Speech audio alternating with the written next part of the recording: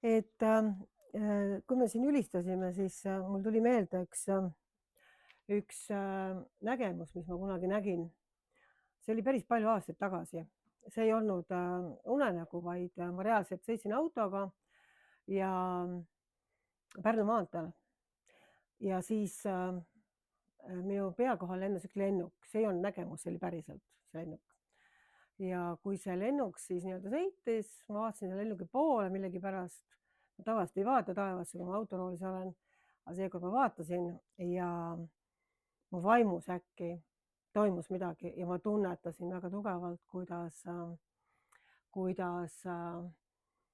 see maa, Eesti maa, saab täis nii Jumala au, et inimesed, kes alles lendavad selle maa kohal, on lennukis, tulevad meeleparandusele. Et ma nagu kogesin seda vaimus hästi tugevalt. Seda nagu sõnadega on üks asi edasi rääkida, aga teine asi on see, kui sa koged seda. Ma kogesin, mis tähendab, kui Jumala au tuleb ühe maa või mingisuguse piirkonna peale, siis see Jumala külastusaeg, see Jumala au, kui ta tuleb, toob inimesed sellisele meeleparandusele, et sa ei pea isegi rääkima neile midagi, vaid Jumal ise külastab neid ja nad hakkavad meelt parandama, nad tahavad Jumalat, nad tahavad teda näha. Minu teada ei ole see praegu veel sündinud ja mõned asjad on ka tingimuslikud, mida me näeme. Ja sellepärast ma tahtsin teid julgustada, et isegi kui on ajad või perioodid, kus me midagi võib-olla ei koge või me oleme kuidagi tuimaks läinud või me ei tea, kus Jumal üldse on, siis tema käes on kõik need ajad ja päevad ja tema on igale nii-öelda rahvale, igale piirkonnale, tal on oma plaan nendes asjades. Ja nüüd tihti ongi see tingimuslik, et kui palju tema kogudus, kui palju tema rahvas annab võimaluse oma eludes, oma nii-öelda gruppides, et ta saab üldse tulla. Sellepärast, et piibel räägib hästi palju meeleparandusest, ta räägib sellest, et meie tegelikult kisume taevariigi alla. See sõltub hästi palju ka meist, kogudusest, sest Kristus on pea, meie oleme ihu ja ta ütleb tegelikult, eks ole, et meie peaksime kiskuma taevariigi alla oma ellu ja oma maa ellu ja oma koguduste ellu. See on hästi palju meie teha, kui me oleme tema rahvas, kui me käime temaga koos. Ja nüüd üks asi, mida me oleme ka kindlasti varem puudutanud, aga see tuleb nagu uuesti üles. Ma tahtsin rääkida täna siin mõned kirjakohad lugeda ja vaadata sellist asja nagu inimeste kartus ja sõnakuulelikkus. Et mul tuli kuidagi selline võrdusmärk selle kahe sõna vahele, et sõnakuulelikkus võrdub Jumala kartus. Ma kohe loen teile need kirjakohad ette. Jumala kartus ja kui meil ei ole Jumala kartus, kui meil on inimeste kartus rohkem, siis see on üks peamine takistus, miks me ei saa olla sõnakuulelikud Jumalale. Sellepärast, et me otsime inimeste lugupidamist rohkem kui Jumala lugupidamist. Me austame austust inimestelt, me ootame austust rohkem inimestelt, kui me ootame seda Jumalalt ja see on tohutult lihtne tulema. Ja ma usun, et kui Jumal selliseid asju nagu südamesse annab, siis seal on kindlasti ka oma põhjuse ja ma tahaksin kõigepealt rääkida sellisest asjast, et kui Jumal ütleks teile konkreetselt, palu, mis sa tahad, ma annan sulle. Kas sa oled mõelnud selle peale? Ma ei räägi mingitest kuldkalakestest või mingisugustest võluritest. Kui Jumal konkreetselt sulle ütleks, palu, mida sina tahad, kõige rohkem, ma annan sulle, aga ainult üks võimalus. Mitte 3 asja, vaid üks soov. Ja siis tema lubab selle täita. Ja mina olen tegelikult väga oodanud, et Jumal nii ütleks, mul ta pole öeldud. Aga kui ta ütleks, ma ütlen ausalt, ega need vastused võiks olla vist üsnagi erinevad, oleneb päevast, oleneb ajast, oleneb sinu vajadustest parasjagu, olete nõus? et see vastus ei oleks isegi võib-olla alati üks ja sama, mida sa siis tegelikult nagu ootad. Aga oli üks mees, kelle käest Jumal küsis täpselt nii. Ja see oli, kes? Hoppikene, te olete kõik piiblit lugenud ja targemad palju kui mina. Mis ma siin üldse teen? Nii, me räägime Esimese kuningate raamatus 3. peatükist kõigepealt ja ma alustan 5. salmist.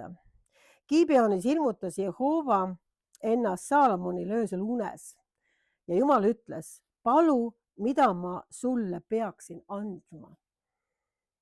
Ma usun, et see meie kõikide unistuste palve tõenäoliselt. Olgem ausad, eks ole.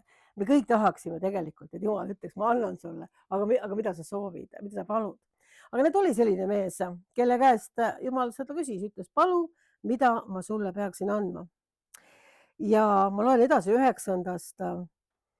salmist. Anna, see on nüüd siis Saalomoni vastus, anna seepärast oma sulasele sõnakuulelik süda, et ta võiks su rahvale kohut mõista ning vahet teha hea ja kurja vahel, sest kes suudaks muidu kohut mõista selle sinatsele sinu suurele rahvale. Ja Jumal ütles temale 11. salmis, seepärast, et sa palusid seda ega palunud enesele pikka iga, rikkust ega oma vaenlase hinge, vaid palusid mõistust, et kuulata, mis õige on, ehk siis ka sõnakuulelikkust, siis ma teen, vaata, nagu sa ütled, näe, ma annan sulle targa ja mõistliku südame, nõnda, et sinu sarnast ei ole olnud enne sind ega tõuse sinu sarnast ka mitte pärast sind. Aga ka seda, mida sa ei ole palunud, ma annan sulle, nii hästi rikkust kui au, nõnda, et kogu su eluajal ei ole ükski kuningas sinu sarnane. Vaadake huvitav kirja kohta. Inimene oli tegelikult juba sel hetkel, ta oli kuninga poeg.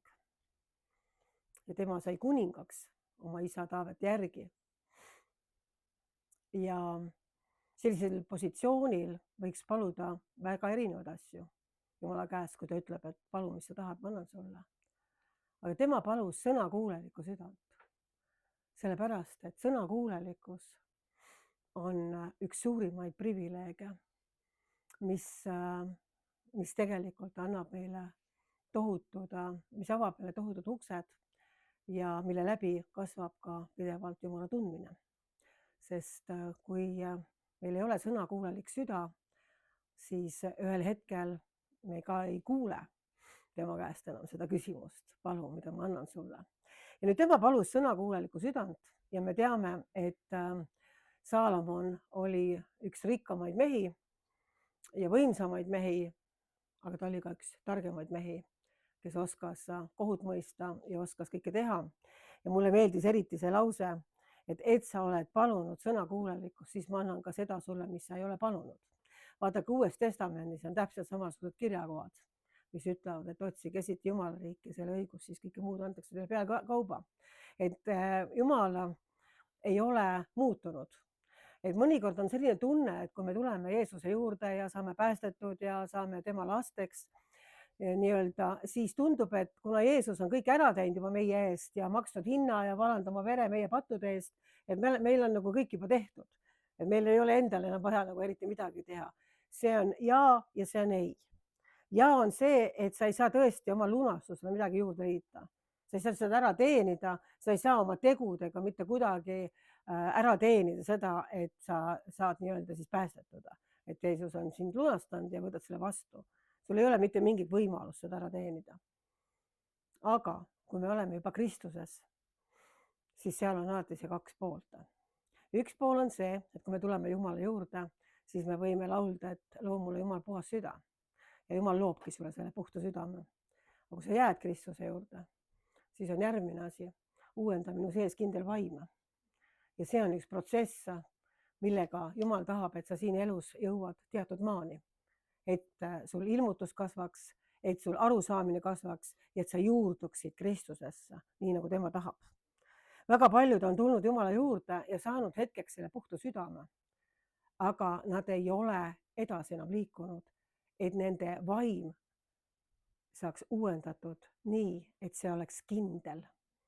Et sinu sees oleks üks kindel vaim, üks kindel uuendatud vaim ja üks tugevus. Ja selle sees on siis nii-öelda number 1 asi, sõnakuulelikkus. Ma olen seda kirja kohta teil enne ka lugenud, aga ma tahaksin lugeda uuesti väikse katkendi sellest, mismoodi me näeme, et Jumala palges on nüüd 2 kuningat täiesti erineva südamega ja Jumal suhtub nendesse täiesti erinevalt. Aga väliselt me näeme, et meie võib-olla välise järgi otsustades oleks nende inimeste üle hoopis teistmoodi otsustanud. Et kui me vaatame kuningas Taavetit, kes teab, mitu korda kuningas Taavet eksis, nii palju kui me piiblist loeme?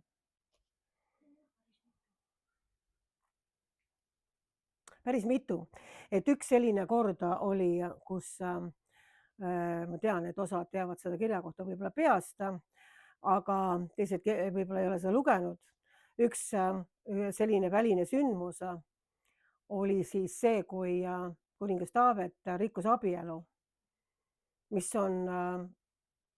oli selle aja nii-öelda Moosese seaduses tegelikult väga-väga ränk eksimine. Ja vähe sellest, et ta abielu rikkus, ta lasi selle naise abikaasa veel mõrvata, kellega ta nii-öelda abielu rikkus.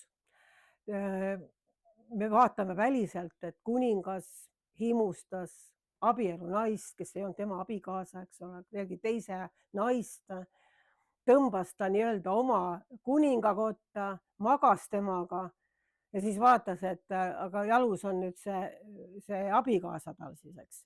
Ja saatis siis selle sellisesse lahingusse, kus tegelikult andis korralduse ta ära tappa. See on tegelikult väga õudne asi. On nii? See on väga ränk asi ja kui meie näeksime sellist asja pealt, siis me mõtleksime, et vähe sellest, et abielu rikkus, ta lasi veel abikaasa mõrvata ka. See on väga ränk asi. Aga ometi, kui prohvet Naatan tema juurde läks, siis ta ütles, et Jumal on sulle juba andeks andnud. Uskumatu lugu täiesti, eks ole. Aga nüüd me vaatame teist kuningat ja teise kuningale ei antud andeks. Ja tema tegi väliselt hoopis justkui meie silmis, inimeste silmis kergema asja. No eks te otsustage ise, kumb on teie arust raskem asi, väliselt mõeldes, aga ma loen selle kuningas Sauli kirja koha uuesti ette. Ja ma loen 15. peatükist, kus siis prohvet Samuel läheb siis Iisraeli kuningas Sauli juurde ja ütleb talle sõna. Jehova on mind läkitanud võidma sind kuningaks tema rahvale Iisraelile. Ja nüüd kuule Jehova sõnu. Nõnda ütleb vägede Jehova, ma tahan kätte tasuda, mis Amalek tegi Iisraelile, astudes teel temale vastu, kui ta tuli Egiptusest. Mine nüüd ja löö Amaleki ja kaota sootumaks ära kõik, mis tal on ja ära anna temale armu, vaid surma nii hästi mehed kui naised, lapsed, imikud, härjad, lambad, kaamelid ja eeslid. Ehk siis Jumal andis korralduse Saulil minna lahingusse ja hävitada kõik, mis kuulus vaenlasele. Kõik, mis kuulus vaenlasele. Hiirepoega ei ole siin nimetatud, aga tõenäoliselt oleks seal olnud hiirepoeg, siis see poleks ka ellu jäänud.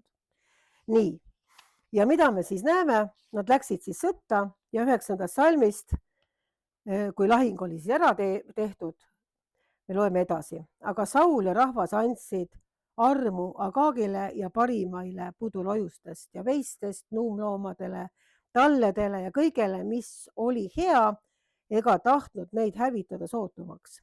Aga kõik, mis oli väärtuseta ja väeti, need hävitasid nad sootumaks. Ja nüüd me näeme, kuidas siis Samuel saab Jumalalt uuesti sõna, vihastab ta peale, sest ta ei teinud nii, nagu Jumal ütles. Ja mis me siis nii-öelda näeme, et Saul siis nii-öelda oma vabanduseks nagu ütles. Kui Samuel jõudis Sauli juurde, ütles Saul temale, Jehova õnnistagu sind, mina olen Jehoova käsku täitnud. Aga Saamuel küsis, mis pudulojuste mäekimine see on? Meil on ikka samasugune mäekimine. Okei, see nagu, see on praegu selline siseringi nali. Ja meil päriselt ka lambad on toas, sest väljas on külm. Ja Saamuel nii-öelda siis küsis, mis pudulojuste mäekimine see on, mis mu kõrvu kostab ja veiste ammumine, mida ma kuulen. Ja Saul vastas, need on toodud Amalekide käest, sest rahvas päästis parimad pudulojused ja veised, et neid ohverdada Jehoovale, su jumalale. Aga teised me oleme hävitanud sootamaks. Siis ütles Samuel Saulile, jäta, mina kuulutan sulle, mis Jehoova on mulle täna öelnud. Ja ta kuulutas siis Saulile kohtuotsust ja Saul vastab siis Samuelile uuesti 20. salmis. Mina olen kuulnud Jehoova häält ja olen käinud teed, kui Jehoova mind läkitas. Ma olen toonud Amaleki kuninga Agagi ja olen hävitanud Amalekid sootuvaks. Aga rahvas võttis saagist pudulojuseid ja veiseid parima osa hävitamisele kuuluvast, et seda ohverdada Jehoovale. Nüüd täiesti praktiline on tegelikult lambad ja veised alles jätta, kui sa lähed vaenlast röövima. Sellepärast, et lambad ja veised esiteks ei ole midagi süüdi. Nad ei vastuta, nad maksavad raha, neid saab süüa, neid saab praadida, ahju lükata, lemmikloomaks võtta, mida iganes saab nendega teha.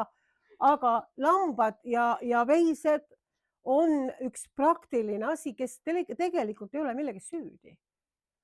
Ja rahvas nõudis kuninga käest, et miks me peaksime neid hävitama. Me peame nahka nad pista, miks me peaksime, see on ju, ütleme ausalt, see on täiesti inimlik asi. See ei ole üldse mingi patta, et see lammast maha ei löö. Vabandust väljenduse eest, aga niimoodi räägib piibel meile. See ei ole mingi kuritegu võrreldes sellega, mis Taavet tegi. See pole üldse mingi kuritegu. See tundub nagu üks hea majapidajana, on ju, kes tegelikult muretseb ka liha ja praadi ja kõike muud, eks ole. Nii.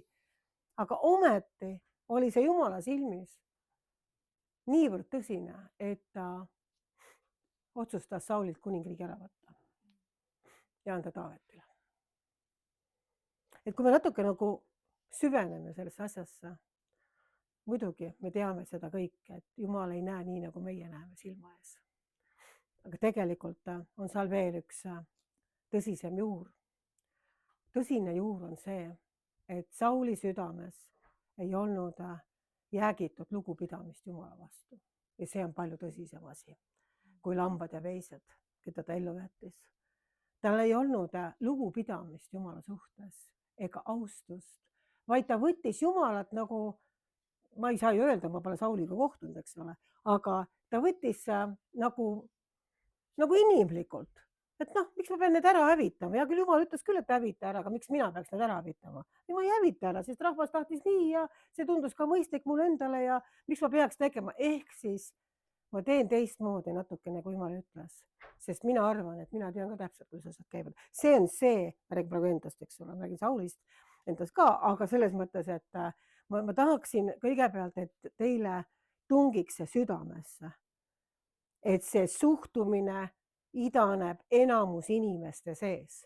Teeme nii, nagu tundub parem, mitte nii, nagu Jumal ütles, sellepärast, et võib-olla Jumal ka natukene eksib mõnikord, on ju. Sellepärast, et noh, tal ei ole vaja neid lambad ja sikkusi ja lehmasi ja tallesi, eks ole, aga meil on ju vaja, eks ole.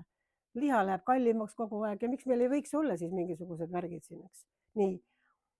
Aga see küsimus on suhtumises. Täpselt nii, nagu siis, kui Iisrael nõudis endale kuningat. Ja Jumal ütles, prohvetile, nad ei põlga sind, vaid nad põlgavad mind. Rahvas põlgab oma Jumalat ja nõuab seda, mis neile tundub parem.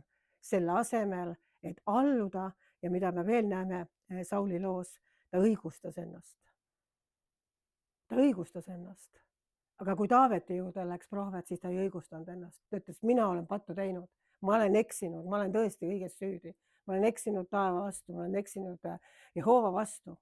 Palun Jumal, anna mulle armu. Seal ei olnud mitte mingit õigustust, et näe, et ma ka vaesne inimene nägin ilusat naist ja tuli himu peale ja ta oleks võinud ka sellist asja rääkida. ta ei rääkinud seda. Ta ütles, ma olen süüdi. Ja ta sai oma karistuse. Sellest suhtest sündinud esimene laps suri, eks ole.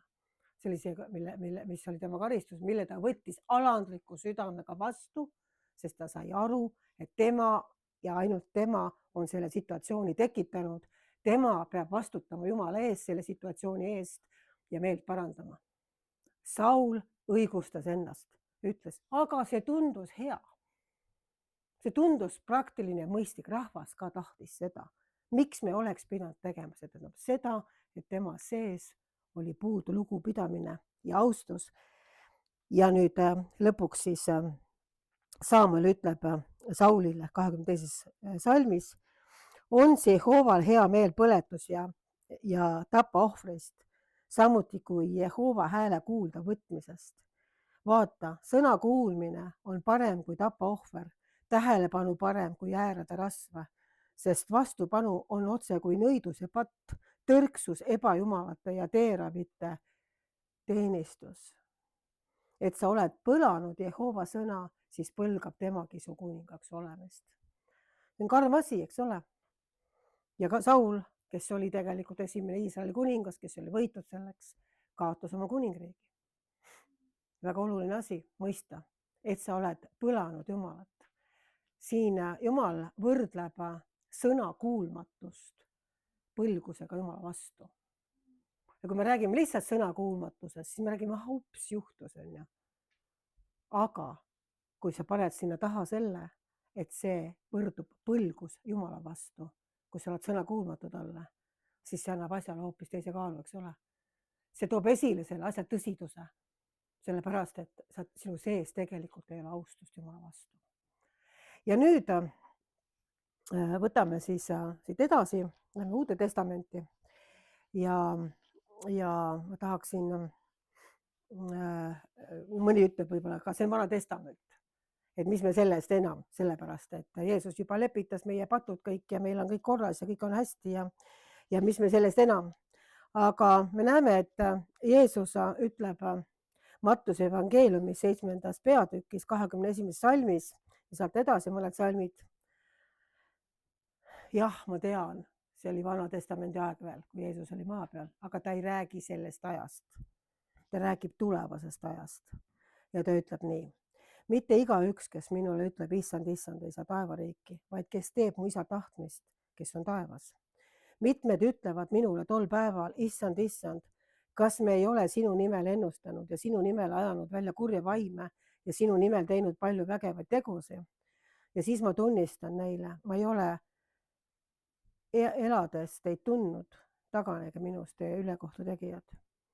Et see põhimõtteliselt on nagu sarnane asi, et kui me rääkisime Vana Testamendi ajast, rääkisime kuningas Saulist, rääkisime kuningas Taavetist, siis me näeme, et Uue Testamendi, kui Jeesus isiklikult oli maa peal, ta ei rääkinud tänasest päevast, vaid ta ütles tol päeval, ühel päeval, kui te olete minu ees, ma ütlen, ma ei ole teid tundnudki.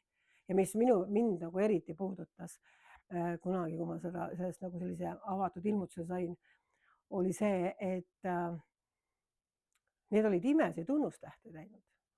Nad olid liikunud justkui Jumala võimmises. Nad olid ennustanud, nad olid profeteerinud Jumala nimel, nad olid välja ajanud kurja vaime ja teinud suuri vägevaid tegusid tema nimel. Üks ütles mulle ükskord, et need on võib-olla need sensitiivid, kes teevad ka imesi ja tunnustähte. Nii. Ei, sensitiivid ei tee Jeesuse nimel üldjuhul. Need inimesed tegid imesi tunnustähte Jeesuse nimel, nad profeteerisid Jeesuse nimel. Ja ilmselt asjad toimisid, kui nad ütlesid, et kuule, juhtusid asjad. Aga mida Jeesus ütles, ei ole teid eladeski tundnud, te ülekohtu tegijad. See on nagu väga tõsine asi. Kui sa mõtled, et meie mõnikord mõtleme nii, et kui sa näed, et keegi liigub suures võidmises ja muudkui profeteerib ja järjekord on mitu kilomeetrit pärast teenistust, et kõik tahavad seda profeteeringut ja kõik tahavad saada terveks ja nii edasi ja saavad ka. Ja siis Jumal ühel päeval ütleb talle, et aga ma pole tundnudki sind. Sellepärast, et sa ei ole teinud ikkagi mu isa tahtmist, mis tähendab seda, et väliselt asjad võivad küll toimuda ja toimida, aga kas see inimene on andnud kõiges maad Jumalale oma elus? kas ta on tegelikult sõnakuulelik olnud, seda teab üks Jumal, meie ei näe inimese sisse, eks ole, aga me ometi näeme seda kirja kohta, kus ta väga tõsiselt ütleb, et ühel päeval mõni sellistest inimestest võib jääda täiesti ukse taha, kes on võib-olla eluaeg on teenistuses, kes on eluaeg näinud suuri asju ja ometi ta ei ole ära tundnud issanda südant tegelikult. Nii nagu oli kuningas Saul, kes oli ka kutsutud Jumala poolt, kes oli võitud Jumala poolt. Prohvet Samuel isiklikult võidis teda kuningaks, aga ometi ta ei lasknud Jumalal ümber lõigata oma südant.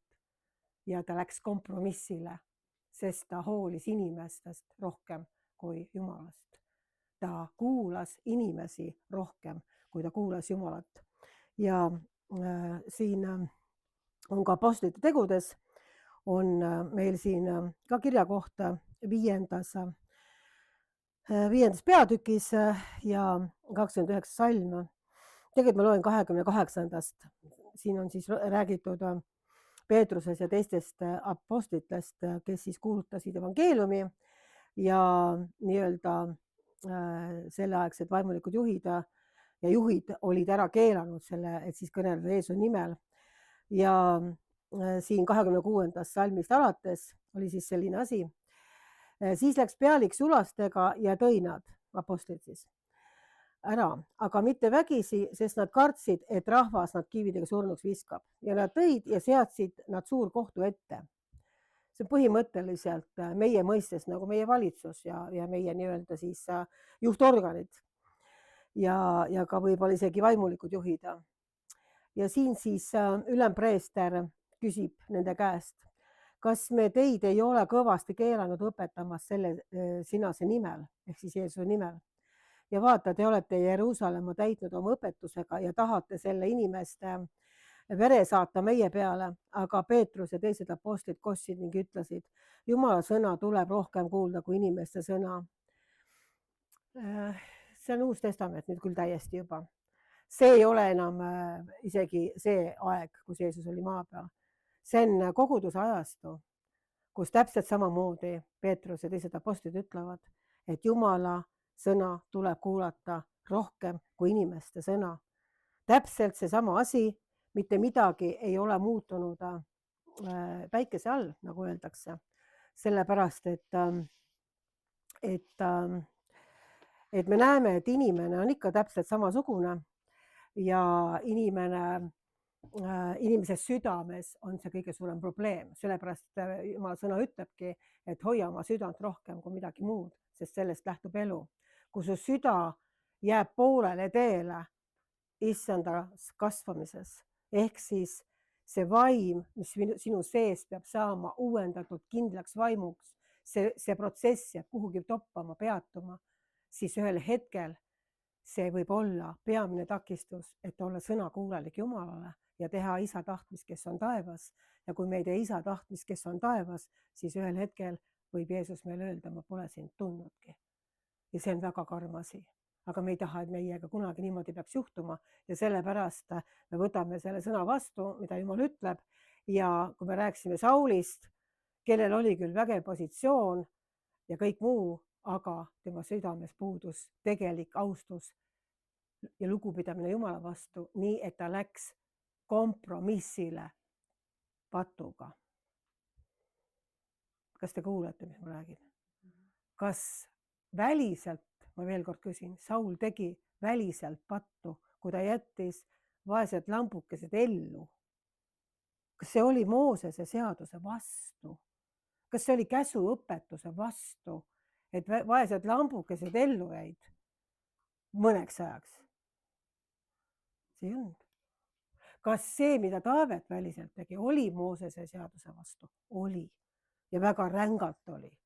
Abielu rikkumise pärast loobiti kividega surnuks inimesed tegelikult, eks ole? See oli väliselt väga suur asi. Sauli asi väliselt polnud justkui üldse mitte midagi.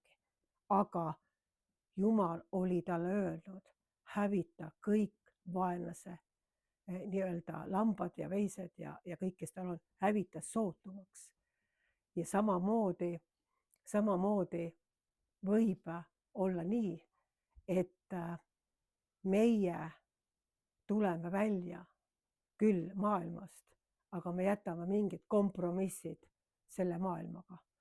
Mingid asjad, mis tunduvad meile ilusad, loogilised, võib-olla meeldivad ja me ei taha võib-olla sellest asjast nii-öelda mingil põhjusel vabaneda ja siis ühel hetkel Jumala arm katab mingi maani, aga ta ütleb, et ma võtan sinu käest ära kuningriigi õiguse, sellepärast et sa ei ole meelt parandanud, sa ei ole lasknud mul südant ümber lõigata, sa oled teinud kompromissi patuga ja see võrdub, mis asi, ma ei austa Jumalat. Ma ei austa Jumalat ja ma tegelikult olen nii-öelda lugupidamatu Jumala suhtes. Taavet, kes väliselt eksis mitmeid kordi ja parandas meelt, aga tema südames oli üks huvitav asi. Ma loen selle viimase kirjakoha. See on ka 1. Samuel raamatus ja 17. peatükis. See on üks väike episood Taaveti ja Goljati loost. Taavet ei olnud siis kuningas. Ta oli kõige noorem oma vendade seast. Ta oli karjapoiss. Nooruke, väga nooruke. Aga vaata, mis tema südames oli, kui tema vastas seisis tohutu hiiglane, kes oli relvastatud, kes oli võitleja, kes oli nagu loompuuris, kes ootas, et välja saada ja kellelegi nii-öelda hävitustööd tuua. Ja Taavet ütleb sellele sõjamehele, Goljatile. Sina tuled mu juurde mõõga, piigi ja odaga, aga mina tulen su juurde vägede Jehoova, Iisraeli väe hulkade Jumala nimel, keda sa oled teotanud. Täna annab Jehoova sind minu kätte, et ma sind maha lööksin ja su pea raiuksin ja ma annan vilistide sõjaväe laibad täna lindudele taeval ja metsajalate maa peal ja kogu maailm saab teada, et Iisraelil on Jumal ja kogu see väehulk saab teada, et Jehoova ei päästa mitte mõõga ega piigi abil, sest see on Jehoova võitlus ja tema annab teid meie kätte. Vaadake, millist Jumalat tegelikult meid on kutsutud teenima. Meid on kutsutud teenima Jumalat, kelle võitlusi on eelkõige tema ise pidamas. Siin on väga selgelt öeldud, see ei ole meie võitlus, see on tema võitlus. Tema seisab meie selja taga, tema võitleb meie eest ja annab meile võidu, kui meie süda on antud täielikult temale üle. Täielikult. Kui meil ei ole seda kompromissi, siis vaadake, meie väliselt näeme seda lihtsalt, mis on väljaspoolt, on ju. Aga Jumal ju teab täpselt, mis on südames. Ja see, mida ma tahaksingi selle väikese lühida looga öelda, on, et sõnakuulmatust võrreldakse nõiduspatuga. Ma lugesin selle ette enne just. See on nagu nõiduse patt, on sõnakuulmatus. Aga miks ta on nagu nõiduse patt, ma ütlen uuesti, sest see võrdub lugupidamatus Jumala vastu. Sa ei austa Jumalat, sa ei austa oma isa taevas. Ja kui sa ei austa oma isa taevas, siis sa hakkad tegema kompromisse, et mitte teha tema tahtmist. Ja kui ka tema midagi ütleb sulle, siis sa leiad põhjuse teha kompromissi. Sellepärast, et sul ei ole seda täielikku lugupidamist. Kunagi, kui ma olin küllaltki noor kristlane, siis istusin söögilauas Tallinnas ja Jumal järsku kõnetas mind, ütles, et ma kutsun sind enda sõjaväkke. Kas sa tuled? Kas tahad? Mis ma tegema peaks sellest? Ma pole küll käinud sõjaväes kunagi füüsiliselt, aga Jumala sõjaväge on midagi muud, eks ju. Ja mis ma tegema pean? Siis ta ütles ainult ühe lause, mis ma tegema pean. Anna ära oma elu. Sa pead surema nende inimeste eest. Füüsiliselt mitte. Ta ütles tegelikult täpselt niimoodi. Sa pead ära andma oma elu. Sa pead nende inimeste eest surema, kelle juurde ma sind läkitan. Mitte füüsiliselt, siis pole üldse kasu, eks ole. Aga mis tähendab, et sa pead surema? See tähendabki seda, et sa paned igas asjas esile selle, mida tema on öelnud. Sellepärast, et mis on meie elu? Meie elu ongi meie enda heaolu, meie igatsused, meie soovid, meie hobid, kõik see ongi meie elu, eks ju. See ei tähenda seda, et meil ei tohi nüüd olla siis, et me ei ole kõhtu täis ja me sööme, ma ei tea, mingid rupskeid seal kuskil tänava peal või me ei räägi sellest, eks ole. Me räägin südame hoiakust, me räägin välistest asjadest. Ja ütles, sa pead ära andma oma elu. Siis sa saad mu sõjaväkke. siis sa saad minna sõdima, siis sa saad olla see, kelleks ma olen sind kutsunud. Ja ma tahan tuua ühe näite, kui me räägime sõna kuulelikkusest, siis sõna kuulelikkus hakkab Jumala eest pisikestest asjadest, väga pisikestest asjadest. Need ei hakka alguses suurtest asjadest, ta proovib sind, ta testib sind, nii nagu ta testis Sauli. Ta proovis tema südant, ta vaatas, mis seal südames tegelikult välja tuleb. Ja ta testis mind väikeste asjadega. Ja ma võin seda öelda, et nii kui Jumal midagi ütles, tuli kohe seesama soov inimestele meeldida esile. Ja see tõmbas kohe käsipiduri peale, et ma ei saaks nagu teha neid asju. Ma toon selle näite ära, siis saate aru, mis ma räägin. See tundub nii-öelda näitena imelik võib-olla ja sa mõtled, et see pole, see on nii väike asi. Aga ole ise selles olukorras, siis vaata, mis häält sa teed. Ma olen seda rääkinud ka seda lugu, aga osad kindlasti ei tea. Mul oli selline situatsioon, kus ma olin Tallinna bussijaamas, väga noore kristlasena. Ja ma ei tea, milline see Tallinna bussijaam praegu välja näeb, aga siis oli seal selline päris suur ootesaal ja see oli ümbritsetud niimoodi pinkide või nendest toolidest. Ja igal pool oli mitu rida toole, kus siis rahvas sai istuda, aga see keskmine osa oli jäetud täiesti tühjaks, nii-öelda oli hästi nagu lage ja seal oli siis pandud vastakuti seljad vastamisi mingisugune 8 tooli ainult. Ma ei tea, miks see selline kujundus oli, aga ühesõnaga need 8 tooli seal keset seda ootesaali olid siis hästi tugevalt valgustatud ja kõik siis nii-öelda, kõikide pilgud olid seal peal igavusest on ju näiteks, eks. Aga ääres siis hämaramates nurkades istusid siis inimesed nii-öelda poolde peal. Ja mina olin saanud seal bussijaamas kokku ühe inimesega, kes oli tänulik Jumalale ja aeg-ajalt, kui nemad seal võib-olla pühadeks valmistasid liha seal, võib-olla vasikaliha või midagi, siis ta tõi mulle ka alati suure käntsaka erinevad liha siis, kui nad seal oma loomi nii-öelda eristasid. Ja ma sain temaga ainult korraks kokku, tal oli mõni minut aega, sest ta läks uuesti bussi peal tagasi, sõitis Raplasse. Ja ta ütles, et tule, et ma annan sulle väikse kotikese lihaga, toore lihaga ja mingeid muid asju seal ja söögiasjad ja raha natukene andis ka. Ma olin siis piiblikooli õpilane ja ta tahtis, et ma ostaks lastele kommi, kuna pühad olid tulemas. Ja ma võtsin selle koti, siis rääkisin paar sõna juttu kuskil nurga taga ja järsku Jumala vaim ütles, et võta pool sellest, mis sa said ja vii sellele kodutule, kes istub seal, näitas mulle seda. Ja mul ei ole midagi selle vastu, et kodututele süüa anda, ma võin ka 100% kodutada, see pole küsimus. Küsimus oli hoopis muus. Ta istus kõige rohkem valgustatud kohas üldse selles ja rahvast oli väga palju seal ümberringi. Ta istus seal keskel ja ma ütlen ausalt, et ma ei ole näinud, ma ei tea, kas ma ei ole vist enne ega pärast näinud sellist inimest, kes on nii halvas seisukorras. Et väljas oli väga külm, eks ta oli tulnud sinna sooja ja ta oli üleni paistes ja ilmselt ta ei olnud enam päris pikka aega söönud midagi, nii et ta nägu oli kõik plagunenud selle külma käes ja sinine täiesti ja ta nägi väga-väga halb välja. Ja see on nii huvitav, et kui ma räägin, siis ma mõtlen, et see on nagu nii väike asi minna anda inimesele nüüd, mis sa said, eks. Aga sel hetkel, kui ma pidin minema, siis äkki ma tundsin, et mul juba piinlik minna sinna. Ma räägin ausalt, kuidagi imelik minna nagu. Kui ma lähen selle onu vaina juurde äkki niimoodi ja viin talle siis kotti ja kõik mõtlevad kindlasti, et on minu mees või keegi tuttav või kuidagi häbi hakkas. Mul on nagu piinlik minna. Ja siis ma nagu võitlesin ja siis see naine läks juba minema, kes ma selle koti andis ja siis ma nagu seisin, panin nagu teise kotti ümber seal mingid asjad ja siis mõtlesin, et milleks seda vaja on, et ma pean temale siis praegu viima, et ma võiks kutsuda siia. Et siis nagu nurga taga sokutan talle, mis vaja, eks ole. Ja ei, ta ei vaadanud mu poole, ma ei saanud kutsuda ka ikka peaga nagu näitasin, et võiks tulla, aga ei, see pööras pea ära ja ma ei tea, kas ta üldse nägi enam, ta oli nii paha olla. Ja siis ma sain aru, et ma pean minema, et see millegi pärast Jumal on oluline ja mina niimoodi nurga taga, hämaras.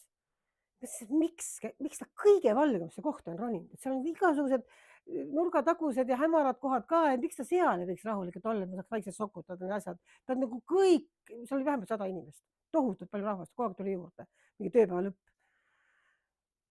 siis ma ütlesin, okei, Jeesus, ma lähen.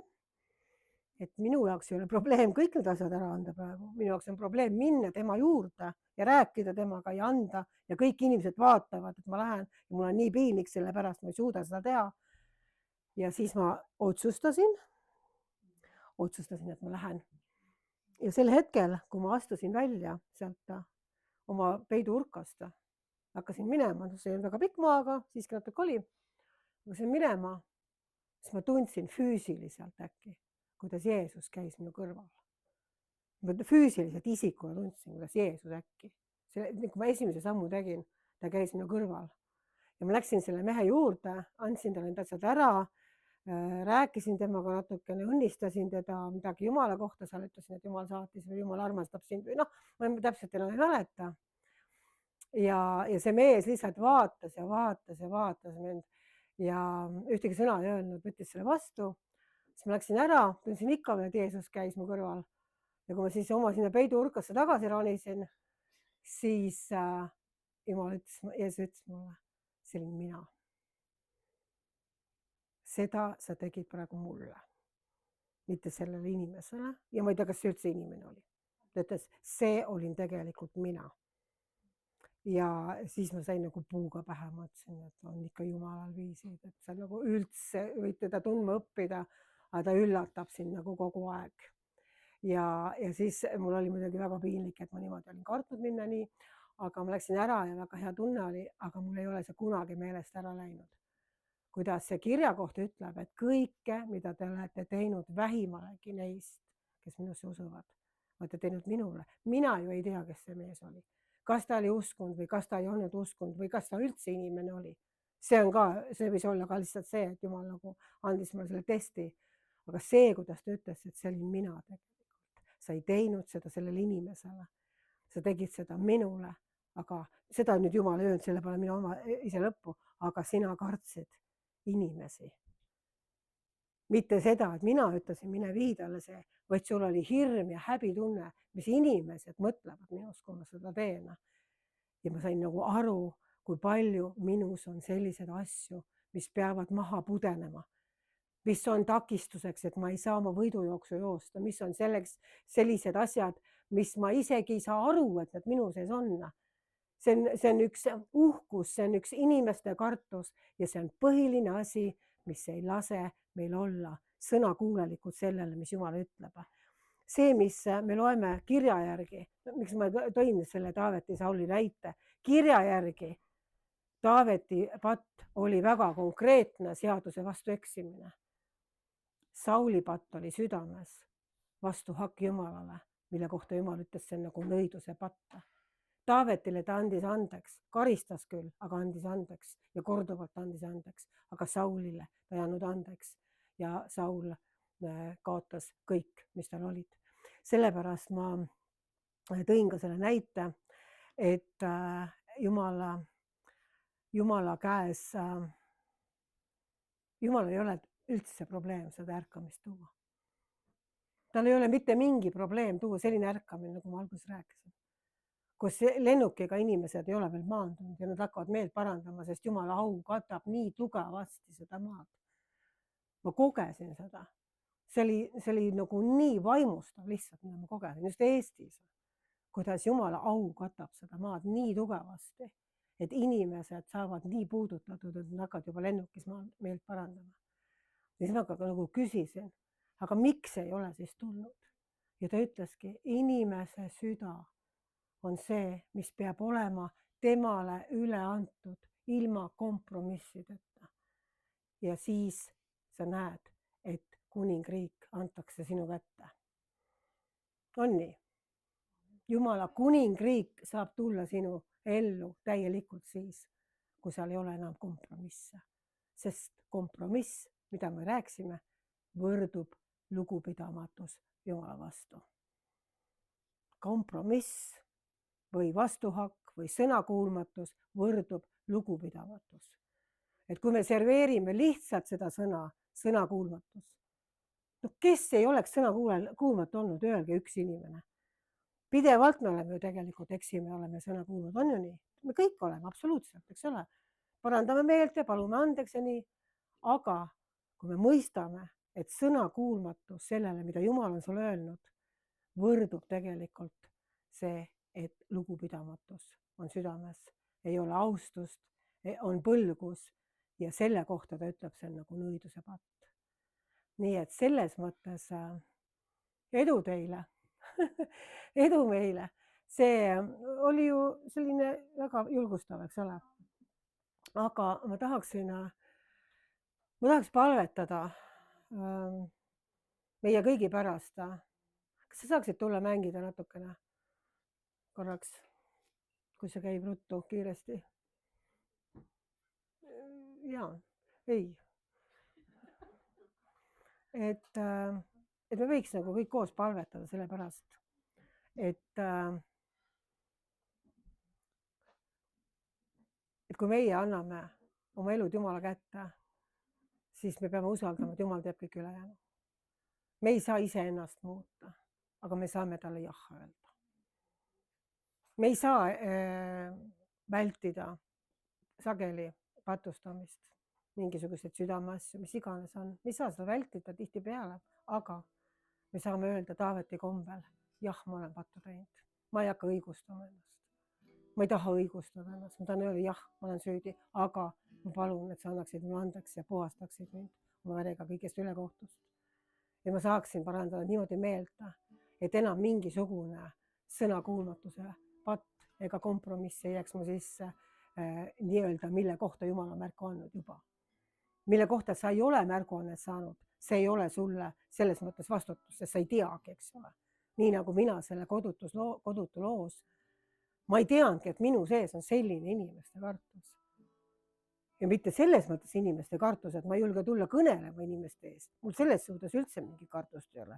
Mul võib olla siin 1000 inimesed, mul ei ole üldse küsimus on 2 inimest või 2000 inimest. See ei ole inimeste kartus. Inimeste kartus on see, kui sulle läheb korda nende lugupidamine rohkem kui Jumala lugupidamine. Kui sa tunned, et sa tahad olla inimestele meele järgi rohkem kui Jumalale meele järgi. Kui sa hoolid nende arvamustest rohkem kui sellest, mida Jumal sulle ütleb, see on inimeste kartus. Mitte Jumala kartus. Ja see peab muutuma. Isa, me tuleme su ette Jeesuse nimel. Ja sina tead täpselt, mis on meie südametes, mis on meie eludes, mis on need hallid alad, kus me oleme võib-olla korduvalt teinud kompromisse, kus sina oled koputanud meie südame ukse taga ja öelnud, et tee see asi oma elus korda. Mis iganes see on, see võib olla väga väike asi, aga me oleme mõelnud, et küll Jumala arm katab need asjad ja me teeme ikka asju edasi. Aga Jumal, meie ootame, et me võiksime tõesti olla sinu sõjaväelased. Me võiksime tõesti minna julgelt lahingusse ja olla nagu Taavetid, kes ei karda, kui koljat möörgab, jähvardab ja mõnitab ja pilkab issanda nime. Ma usun, et praegusel ajal me kohtame igal pool seda, kuidas koljat möörgab ja pilkab issanda nime tegelikult. Ja kui meie ei ole need, kes tema vastu astuvad, siis kes siis astub? Me lihtsalt täname sind selle eest, Jumal. Ja me palume, et sa puudutaksid praegu kõikide inimeste südant, kes sa kuulsid. Puudutaksid südant ja me palume lihtsalt, et meie südame põllumaa võiks olla üks hea pinnas sinu jaoks, kus kõik need seemned, mida sina meie südamesse külvad, võiksid hakata idanema, võiksid hakata kasvama ja võiksid kanda ühe hea vilja meie elus. Võiks kasvada üheks selliseks taimeks, mis toob väga hea vilja esile. Siis me palume, et kui on inimeste südamed, nagu mõnedel on südamed täiesti umbrohtu kasvanud, seal on head seemned külvatud, aga umbrohi on lämmatanud selle kõik, siis me lihtsalt palume, anna armu, et kõik see umbrohi saaks inimese südamest välja tõmmatud ja välja kistuda. Ja see hea seeme, mis on sinna kord saanud külvata, saaks kastetud sinu püha vaimu läbi. Et tõeline ususeeme, tõeline seeme, mis sind austab, võiks tulla esile ja kanda head vilja. Jumal, me lihtsalt palume, et meie ei võiks olla need inimesed, kelle kohta sa ütled, et kui sa tuled maha peale, kui sa tuled tagasi, kas sa leiad üldse usku. Siis me lihtsalt palume, et me võiksime kasvada, Jumal, sinu tundmises, usus. ja meelt parandada iga päev, kohe kui sina korrigeerid meid, mitte lükata seda edasi mingitesse teistesse aegadesse. Siis me palume, et meie süda võiks olla jätkuvalt puhastatud sinu poolt ja meie vaim võiks olla kindlalt uuendatud, nii et meie vaimus muutuksime kindlaks, et me ei laseks igasugustel lihalikel asjadel, mis on solvumised, mis on kadedus, mis on tülid, tagarääkimised, valetamised. Me ei laseks nendel asjadel enam tulla, issand, vaid lihtsalt hoia ja kaitse, issand. Et need, kes on pahandanud, kes on solvunud, annaksid andeks. Ja need, kes on teisi solvanud, paluksid andeks. Siis me lihtsalt palume selle pärast. Me palume sinu ligiolu ja sinu ilmutust selles asjas, mis vahe oli Saulil ja Taavetil. Midagi ei ole uut siin ilmas, issand. Me kõik oleme samasugused inimesed ja samasugused olid ka 1000 aastat tagasi inimesed. Südamehoiakud olid ikka täpselt samad. Me vajame, Jumal, sinu armu rohkem kui kunagi varem, et näha vaimus sind tulevast, et näha ja kuulda kõrvadega, mida sa räägid meile ja kaitsta mu südant, et meie südamesse ei tuleks mässu ega nõiduspattu sinu vastu, sõnakuulmatust, kompromisse ja oma eneseõigustust. Tänu sulle selle eest, issand. Jeesuse nimel. Aamen.